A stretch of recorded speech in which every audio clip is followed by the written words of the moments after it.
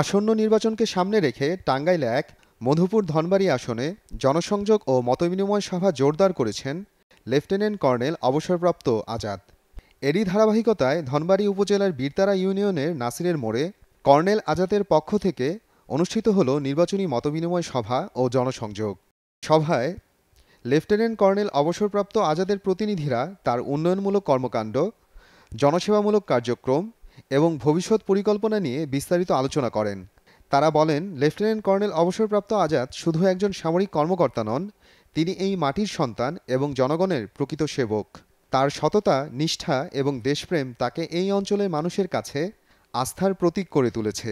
আপনাদের সাথে নিয়ে যদি আমরা তার পিছনে কাজ করতে পারি, আমরা লাভবান হব, কোনো অবস্থাতে আমরা প্রতারিত হব না। ধনবাড়ীর বীরতারা ইউনিয়নে অনুষ্ঠিত নির্বাচনী মতবিনিময় সভায় বিএনপির প্রবীণ ও নবীন নেতৃত্বের সম্মিলিত উপস্থিতি লক্ষণীয় ছিল। সভা শেষে লেফটেন্যান্ট কর্নেল অবসরপ্রাপ্ত আজাদের পক্ষে স্থানীয় জনগণের সাথে ব্যাপক জনসংযোগ চালানো হয়, যেখানে তারা জনগণের সমস্যা শোনেন এবং পাশে থাকার অঙ্গীকার ব্যক্ত করেন।